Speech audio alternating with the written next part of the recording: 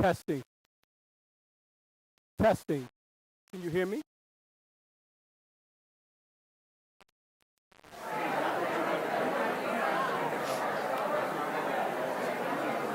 Good morning. Good morning. Welcome. I've been asked to ask that people move closer to the middle of the aisles. So get a little bit closer, get to know who you're sitting next to, just in case other folks come in as we're in process or progress. They'll be able to sit without having to move across people.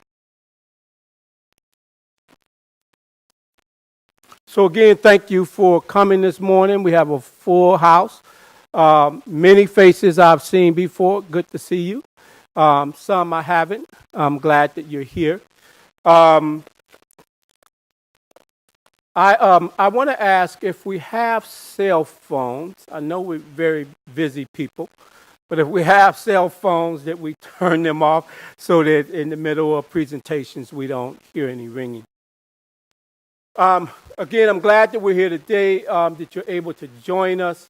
I'm sure we're going to have some very lively and interesting and informing and challenging discussion today. But before we get into that, I'd like to call up Dr. Robert Jones, Senior Vice President and for Systems Academic Administration here at the university. That's a serious title, ain't it?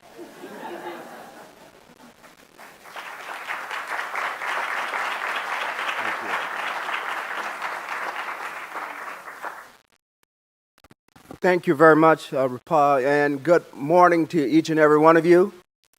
It's indeed, thank you, good morning. Let's do that again. It's indeed an honor and pleasure to welcome you on behalf of Robert H. Brunix, who most of you know as the outgoing president as of Thursday of this week. So day after tomorrow will be Bob's last day. So I bring you greetings on his behalf, who's been very, very supportive.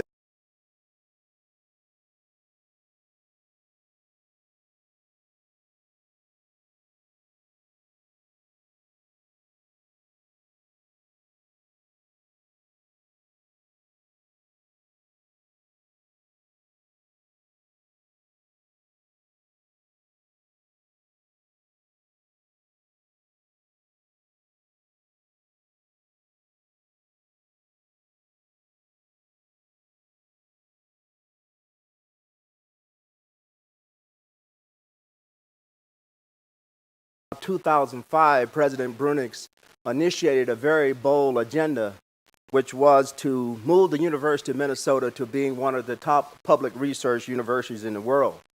And that was a very lofty aspirational goal. And one of the things that he was very clear about, that in addition to being the best in the cutting edge technologies, nanotechnology, bioinformatics, computational biology, those kinds of things that clearly we must be the best at if we are continue in our role of adding value to the state of Minnesota as its public research university.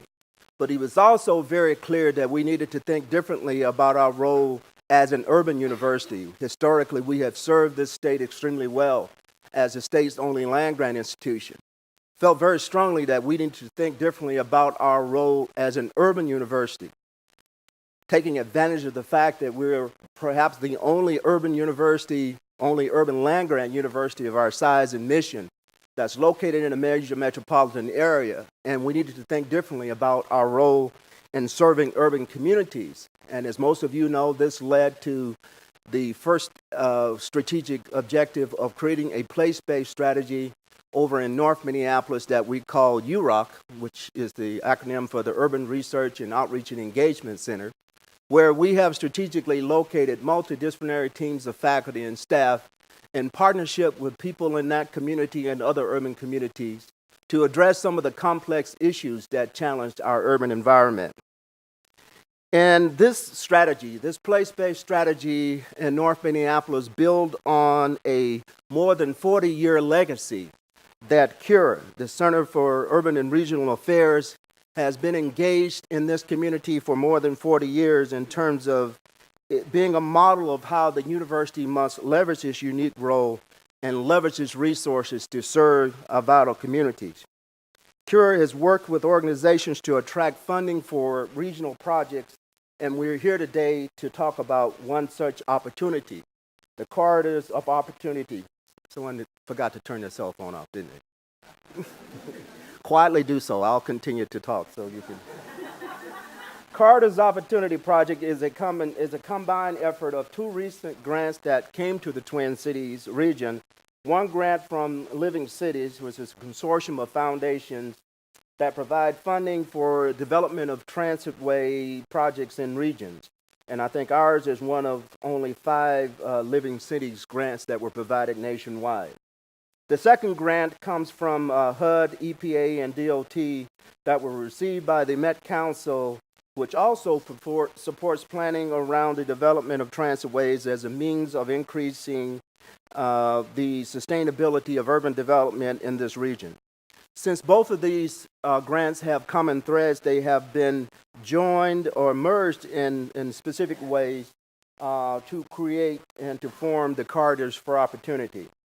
This is a very important and exciting initiative because it involves many agencies and many partners. And we know that if we are to create the collective impact that's necessary to address these important contemporary issues, we must do so by working together. We cannot achieve our goals by working in isolation. And so the university is involved and is very pleased to be involved in many ways. Our researchers from CURE and from the Center for Transportation Studies serve on the evaluation team for the HUD, EPA, DOT grant, and on the combined Corridors of Opportunities combined effort. Secondly, CURE is one of 3 organizations chosen to facilitate community engagement in the planning process for the HUD, EPA, DOT grant. The work of this group is to ensure that there is a community voice in the planning of transitways and in the development of transitway systems in this important region. We are deeply honored to take part in this aspect of the project and to be a partner with you and all the other partner organizations so that regional planning can address equity concerns and meet the needs of each and every citizen in the region. So again, I am very pleased to see so many of you here today to take part in this important dialogue, and we thank you for joining us today, and I thank you for allowing me to be a part of this important gathering. Thank you very much. Thank you, Dr. Jones. I want to just add a little bit to this opening, and before I do, I know we have both elected and appointed officials in the room, and I'd like to just have people stand there for a second, if you will, to be acknowledged. None? There we go. There we go. We're glad that you're with us today. Dr. Jones hit on a couple of points that's related to the corridors of opportunity. One is this idea of integrated strategy that links regional planning, land use, affordable housing, workforce, economic development together, and at the same time pushes out a little bit further to mandate that communities that are traditionally marginalized are looped in planning, decision-making, implementation, and benefits. And what I want to say that at the same time that this huge opportunity is before us, sitting right smack dab in the middle of it is some of the worst disparities that we can imagine, including one of the largest unemployment gaps in the country between blacks and whites. And so opportunity exists, but we can't overlook or not look at the environment that we currently exist in. Another layer to keep in mind as we're hearing presentations today exists more at a macro level, if you will, or a national level. And it's a current already set in its course with no option of detouring. And what I'm speaking of is the shift in this country's demographic landscape. This country is in the midst of one of the most significant transitions in its history, and the shift in the demographic landscape of this country during the next 30 years will paint a picture unlike we've ever seen before. So imagine, if you will, a 30-year-old, the lifespan of a 30-year-old, born today, 30 years later, will live in a completely different world where the majority will be people of color, adults and young. All right? And this is not just a projection, or this is a reality that's happening. But also, at that macro level, at the same time that this nation is increasingly racially and ethnically diverse, inequities has reached unprecedented levels. So it's not just local, it's national. And we have a challenge in front of us. The question then is, so how do we seize what we know is the future and mine the richness of that diversity in ways that it will dictate, in healthy ways, the social and economic position of this country? And how do we think about, plan, and implement these shifts now is really critical to the sustainability of this nation. It's not a do we have a choice. It's whether we're going to do this smart or we're going to do it in a way that we end up repeating it again. The challenge for us is to position ourselves where we're leading change as opposed to chasing change. And corridors of opportunity could be a foundation for staging some of that future shift. And if that's so, then what does an inclusive and sustainable pathway to economic growth look like, and how do we get there?